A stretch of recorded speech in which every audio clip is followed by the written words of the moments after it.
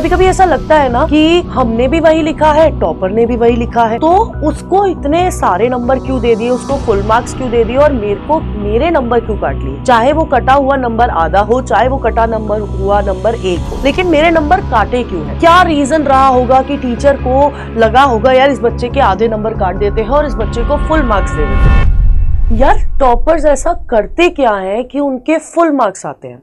कभी कभी ऐसा लगता है ना कि हमने भी वही लिखा है, टॉपर ने भी वही लिखा है, तो उसको इतने सारे नंबर क्यों दे दिए, उसको फुल मार्क्स क्यों दे दिए और मेरे नंबर क्यों काट लिए। चाहे वो कटा हुआ नंबर आधा हो, चाहे वो कटा नंबर हुआ नंबर 1 हो, लेकिन मेरे नंबर काटे क्यों है। क्या रीजन रहा होगा कि टीचर को लगा होगा यार इस बच्चे के आधे नंबर काट देते हैं और इस बच्चे को फुल मार्क्स दे देते हैं।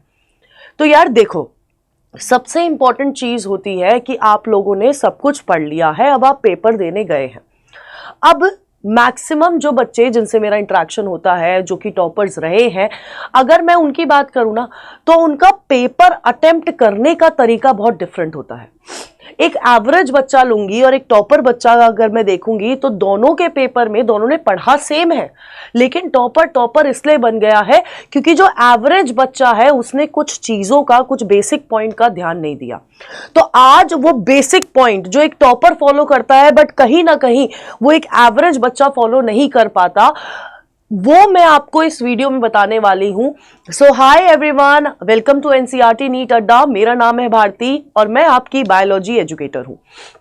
सबसे इंपॉर्टेंट चीज है आप पेपर किस तरह से अटेम्प्ट कर रहे हैं, क्योंकि बहुत बार हमने एक ऐड देखा होगा ना, extra marks for good hand writing. हम सोचते होंगे ऐसा नहीं होता। देखो, एक्स्ट्रा मार्क्स तो नहीं मिलते, पर एक जो इंप्रेशन जाता है टीचर के दिमाग में, एक जो पर्सनालिटी सेट होती है ना, एक जो आंसर आपने जिस तरह से फ्रेम किया होता है, वो चीज जो सेट होती है ना, उससे बहुत मैटर करता है कि आगे आने वाला पूरा पेपर टीचर किस हिसाब से चेक करने वाली है। अब सबसे इंपॉर्टेंट चीज क्या है? सबसे इंपॉर्टेंट चीज है जब आप पेपर देने बैठते हैं, उस पॉइंट ऑफ टाइम पर आपको स्टार्टिंग का 15 से 20 मिनट मिलते हैं रीडिंग टाइम। अब उस रीडिंग टाइम में हम लोग यूजुअली क्या करते हैं, पता है कि एवरेज बच्चा क्या कर रहा होता है, वो ना पेपर पैनिक में पढ़ रहा होता है। यार ये आता है, ये नहीं आता है, ये आता है, ये नहीं आता है, इसमें ये आता है। टॉपर बच्चा पता है क्या कर रहा होता है, वो अपने लॉन्ग आंसर, और मैं कह रही हूं वो सबसे पहले अपना एमसीक्यू वाला पोर्शन कवर कर लेता है। अब उसने सेक्शन ए उस 15 मिनट के टाइम में कर लिया है, जो उसको मिला है reading time, extra reading time. उसने वो 15 मिनट के टाइम में, वो जो रीडिंग टाइम है, उसने अपना सेक्शन ए कवर कर लिया है। अब उसके पास जो 3 घंटे का टाइम है, वो क्या करेगा, वो सिर्फ और सिर्फ अपने आंसर राइटिंग पे फोकस करेगा। 15 मिनट में मान लो कि यार 10 मिनट उसका एमसीक्यू सॉल्व करने के लिए चले गए, लेकिन उसके बाद 5 मिनट वो अपने लॉन्ग आंसर देखेगा। लॉन्ग क्वेश्चन में क्या क्या पूछा गया है और मैं इसको किस तरह से फ्रेम करूंगा, मेरे को कौन से स्पेसिफिक पॉइंटर्स लिखने हैं कि टीचर मेरा एक नंबर भी ना काट पाए। तो मैक्सिमम बच्चे अपना ये जो 15 से 20 मिनट का रीडिंग टाइम होता है ना, वो वेस्ट कर देते हैं। तो आपको ये रीडिंग टाइम बेटा जी बिल्कुल कतई वेस्ट नहीं करना है, ठीक है, वरना आपका ये जो आधा एक नंबर का डिफरेंस है ना, वो डिफरेंस बहुत बड़ा हो जाएगा, यानी कि 3 से 4 मार्क्स का भी हो जाएगा। नेक्स्ट चीज जो आपको क्या करनी है, देखो सबसे इंपॉर्टेंट चीज होता है कि बोर्ड्स वाले क्या करते हैं, पेपर जब बनाता है सीबीएसई, तो वो पेपर हमेशा इजी से मॉडरेट के बीच में रहता है, लेकिन बेटा जी वो पेपर लेंदी कर देता है। अब सबसे इंपॉर्टेंट चीज है कि आपके पास वही 3 घंटे है, तो आपको उस पोर्शन से स्टार्ट करना है जो पोर्शन आपको हाईएस्ट मार्क्स देता है, जिसको लिखने में आपको टाइम लगेगा। तो आपको अपने सेक्शन ई से स्टार्ट करना है, सेक्शन डी से स्टार्ट करना है। आप उल्टा स्टार्ट करिए, क्योंकि जब एंड में मान लो एक सिचुएशन है जहां पर आपने स्टार्टिंग से स्टार्ट करा है और अब आपके पास एंड के 10 मिनट बचे हुए हैं और 10 मिनट में आपको सेक्शन ई का एक क्वेश्चन अटेम्प्ट करना है, या मान लो 1.5 क्वेश्चन अटेम्प्ट करना है। तो और दूसरी सिचुएशन है कि आपने क्वेश्चन पीछे से स्टार्ट करा है और आपके पास अब सेक्शन ए बचता है, 10 मिनट बचते हैं। सेक्शन ए आपने पहले से ही कर लिया है रीडिंग टाइम के अंदर, तो आपके पास क्या बेनिफिट होगा, आपको सिर्फ answer A B C D E F लिखना है कि कौन सा किसका सही आंसर है। तो आप अपना पेपर पीछे से स्टार्ट करिए, लॉन्ग आंसर से स्टार्ट करिए, लेकिन आपको यह ध्यान रखना है कि आप लोग रेगुलरिटी को ब्रेक नहीं करेंगे। अब इसका मतलब क्या है जब मैं बोल रही हूं रेगुलरिटी को? फॉर एग्जाम्पल आपका ये आंसर शीट है, ठीक है। फॉर एग्जाम्पल बेटा जी this is your answer sheet, ठीक है।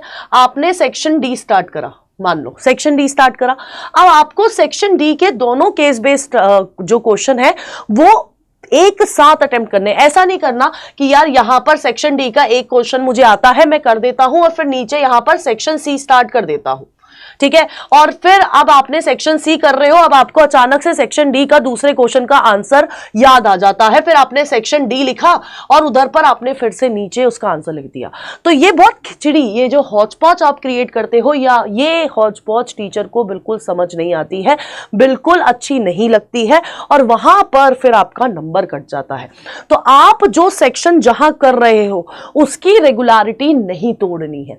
सेक्शन ई करो, सेक्शन ई के दोनों तीनों क्वेश्चन वहीं करो, सेक्शन डी करो, दोनों क्वेश्चन वहीं करो, सेक्शन सी के सारे क्वेश्चन एक साथ करो। लेकिन ऐसा मत करो कि सेक्शन ए में थोड़ा सा सेक्शन बी घुसा देता हूं, सेक्शन बी में थोड़ा सा सेक्शन डी घुसा देता हूं। ये आपको बिल्कुल कतई नहीं करना है, ठीक है। नेक्स्ट चीज क्या है, जब आप पेपर अटेम्प्ट करते हो तो प्लीज ध्यान रखिए कि आपको पेपर नीट एंड क्लीन रखना है। क्योंकि हमारा एक आंसर गलत हुआ है, फॉर एग्जांपल यहां पर मेरा एक आंसर गलत हुआ, मैंने उसको इस तरह से काट दिया। अरे भैया इतनी सारी लाइंस मानने की जरूरत नहीं है। अगर आप लोग सिंपल एक लाइन भी ऐसे करके काट दोगे ना, ऐसे करके कर दोगे, तब भी टीचर को समझ आ जाएगा कि तुमने ये क्वेश्चन, ये आंसर कट किया है, मुझे ये चेक नहीं करना है। जरूरी नहीं है कि आपको ऐसे घुचुर मुचुर करनी है, नहीं करनी है, ठीक है। आपको पेपर नीट एंड क्लीन रखना है। हैंडराइटिंग पे ध्यान दीजिए, क्रिस क्रॉस जैसे कि मैंने बताया ये नहीं करना है। आप आंसर अटेम्प्ट कर रहे हैं, अपने इंपॉर्टेंट पॉइंट को यूजिंग पेंसिल हाईलाइट करिए कि यार मैम ये पढ़ लेना, आपसे इतना बड़ा नहीं पढ़ा जा रहा, आप ये वाला पोर्शन पढ़ लेना। कैलकुलेशन के लिए अगर आपकी ये आंसर शीट है, if this is your answer sheet, तो इधर पर एक लाइन बनाइए, लाइन बना के यहां पर कैलकुलेशन करिए। एक पोर्शन अलग बना दो ना कैलकुलेशन के लिए, जरूरी नहीं है कि आपको पूरे पेपर के अंदर यहां पर कैलकुलेशन करनी है। एक सेपरेट कॉलम बनाइए, वहां पर कैलकुलेशन करिए। डायग्राम पेन से नहीं बनाते, बायोलॉजी टीचर हूं इसलिए बता रही हूं, आपको डायग्राम्स के लिए पेंसिल ही यूज करनी है। नेक्स्ट चीज ये है कि आपको कभी भी अपना आंसर पैराग्राफ में नहीं लिखना है। आप जितना टेबल्स यूज कर सकते हो, डिफरेंशिएटिंग वाले में यूज टेबल्स, ठीक है। अगर बहुत बड़ा क्वेश्चन है यूज पॉइंटर्स, पॉइंटर्स में आंसर लिखने हैं 1 2 3 4 5 और लास्ट में मान लो कंक्लूजन करके आपने एक पॉइंटर्स लिख दिया। लेकिन पैराग्राफ में हौच पौच नहीं करनी है। पॉइंटर्स सबसे पहले एक बहुत नीट एंड क्लीन अपीयरेंस देता है, दूसरा ये होता है कि आपके पॉइंट्स जो आप लिखना चाहते हो बहुत सटीक तरीके से लिखोगे तो टीचर को पता चलेगा यार इसने कुछ घुचुर मुचुर नहीं करी अंदर, मतलब कुछ भी फालतू नहीं लिखा है, इसने पॉइंटर्स में लिखा है, इसने बिल्कुल टू द पॉइंट बात करी है।